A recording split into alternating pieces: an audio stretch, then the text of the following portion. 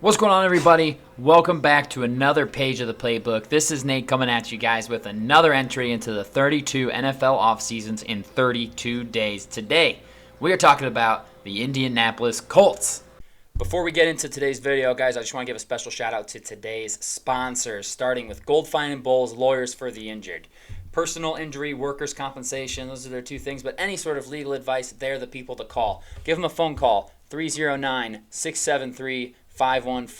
Tell them we sent you, okay? And I'd also like to shout out SeatGeek for sponsoring today's video as well. Use promo code PlaybookSports on their website to get $20 off your first purchase of $30 or more. Let's get back to the video. Last season, let's talk about it, Colts fans. Ton of excitement coming into the year, right? You got a new coach in Shane Steichen everyone's excited about. You're led by quarterback, rookie QB Anthony Richardson, and the tantalizing potential and athleticism that he brings to the table, and an absolute cannon of an arm. Many did think, though, that the Colts roster in general was still a little bit away from truly contending for that division and a playoff spot. And then Anthony Richardson goes down pretty early on in the season, and, well, yep, there goes the season. Season's done. But then Gardner Minshew busts out a little bit of that Minshew mania magic that we've all come accustomed to seeing. All of a sudden, Week 18, they're in a matchup with the Texans. Winner goes to the playoffs, the loser goes home. Unfortunately, the Colts did lose to the Texans, but they showed in year one with Shane Steichen that when this team is healthy, they are going to be a tough out. They've got a good system. They've got good pieces on that roster that will get better, and they were beat up last year.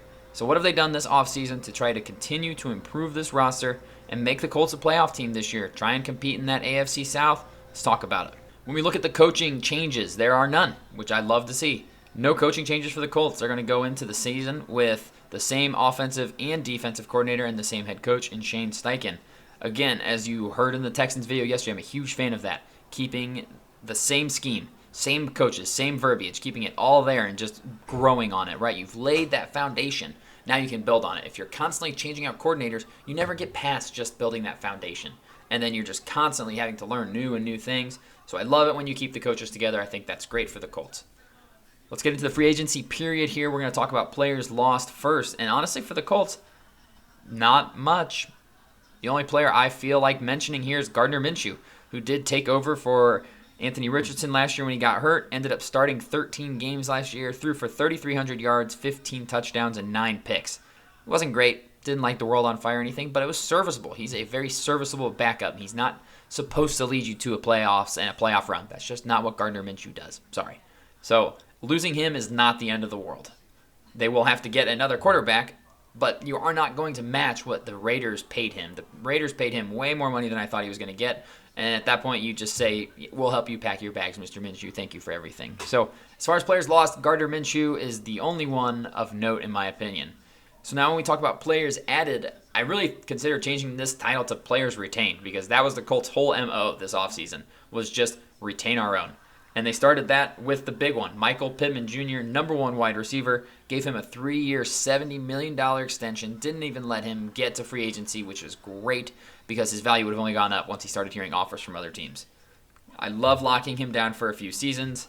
Number one receiver on the team, you need to know if your young QB can be the guy. And I've said it in so many videos and in so many things. You can never know if your quarterback's the guy if you don't have good weapons. You could not go into the draft with a wide receiver core of Alec Pierce, and that's it. You couldn't do that.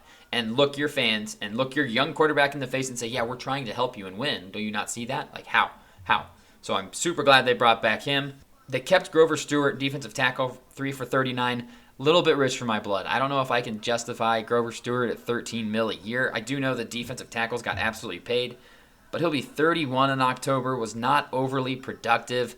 His snap percentage was in the 60s, which is on par for his career. So you're paying him $13 million a year to an older guy coming off an injury who only plays about 60% of the snaps. And then you go out and get someone like Raekwon Davis, younger, cheaper, plays about 55% of the snaps. You could have just brought him in. You're paying him significantly less money than Grover Stewart. He's significantly younger. The only issue for Raekwon Davis in Miami was that he was behind guys like Christian Wilkins and Zach Sealer, so he never saw the field. He could have been the guy. He could have definitely done what Grover Stewart did, but instead now you're paying for both. So I just don't know about that one. I didn't love that pickup. Colts fans, what do you guys think about that one? What do you guys think about bringing back Stewart? Because I didn't love it, but maybe I just stat watching and maybe he brings so much more to the table than I'm giving him credit for, let me know. They also brought back Kenny Moore, corner. He's number one corner on the team. Love this. 3 years, $10 million a year. There's an out after the second year, so it could just be a 2-year, $20 million deal. Love that. Cheap, very affordable for your number one corner. You had to bring him back. He played 92% of possible snaps last year, so the dude didn't miss any time at all. 3 picks, so I really liked that move. So for the Colts, kind of free agency ads. Oh, and they also brought in Joe Flacco to be the new backup QB. Fantastic. I think he could definitely, obviously we saw what he did with the Browns last year. He could definitely do it with the Colts if asked. I'd also like bringing in a vet QB to help with Anthony Richardson. Richardson has all the athletic traits in the toolbox, right? He can do anything you could ever ask him to do athletically. Needs to work on the quarterback part of it more. Very raw, obviously, as a prospect. Only started, 13 games in college, didn't play a ton. So I think bringing in Joe Flacco to help teach him the ropes, show him what to do, how to be a professional quarterback is a great decision. And for 1 year, $5 million, that's nothing in terms of cap space. So I really like that move. So the Colts, some moves I like, some moves I'm kind of iffy on. Let's talk about the draft. 2024 NFL Draft, the Indianapolis Colts made arguably my favorite pick of the entire first round in taking edge rusher Laiatu Latu out of UCLA. He was my edge one, competing for defensive player number 1. I always had him ranked above Dallas Turner and Jared Verse. Laiatu Latu is the most technically sound edge rusher we have seen come out of college in a very, very long time. He has pass rush moves on pass rush moves. He comes in with a plan. He is more athletic than we give him credit for.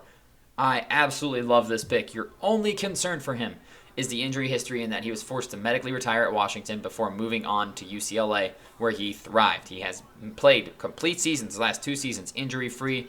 You'll always have it in the back of your head that he's injury-prone, but he's been great for 2 years. I really think he has superstar potential as an edge rusher. I mean, I want a Laiatu Latu jersey. I'm a huge fan of this guy. Probably my favorite player in this entire draft class. I loved watching his tape.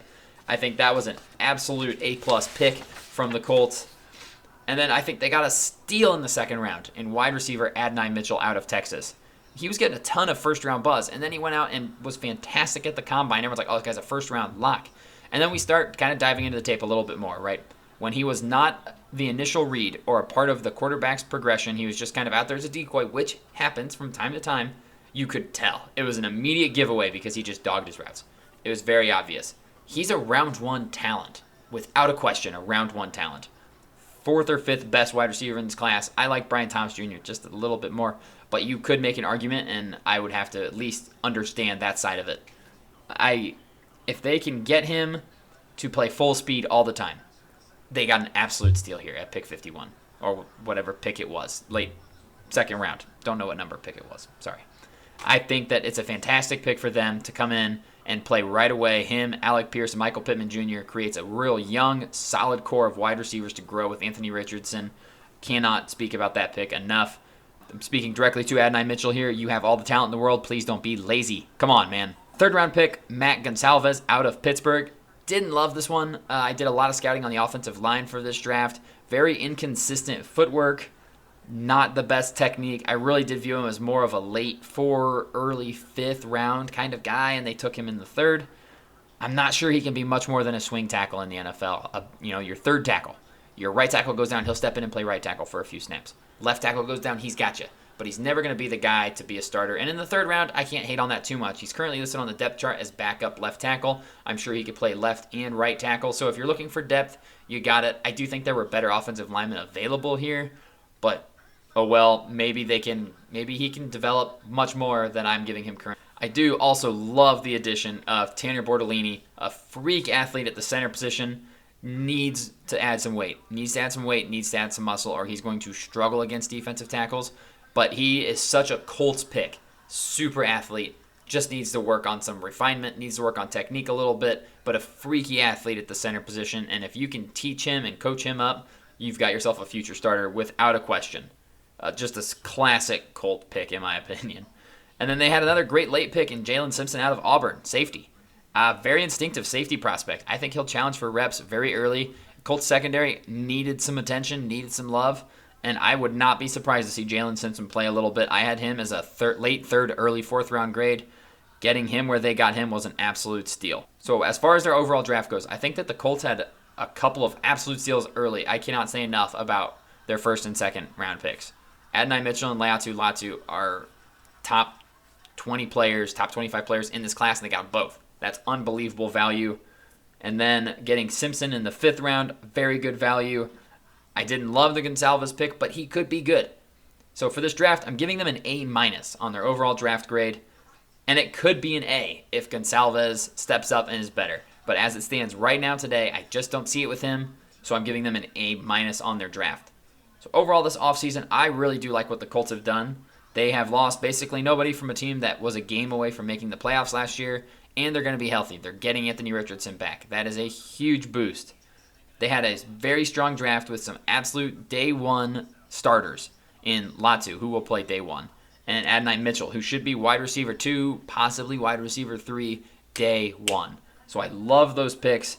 And no, they were not the most active in free agency. They made it a point to pay their own guys and bring them back. And personally, I like that a lot. I always prefer pay your own. Bring back your own guys as long as it makes sense. Maybe the Grover Stewart wasn't the best re-signing, right?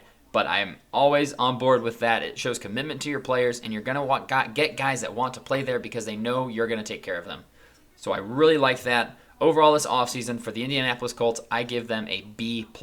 One of the better grades I'll give out this entire process. Big fan of what the Colts did this offseason in building around Anthony Richardson and going into year 2 of the Shane Steichen era. So that's all I've got for you guys on the Indianapolis Colts. And we will see you guys in the next one where we're talking about another AFC South team in the Jacksonville Jaguars. We'll see you guys.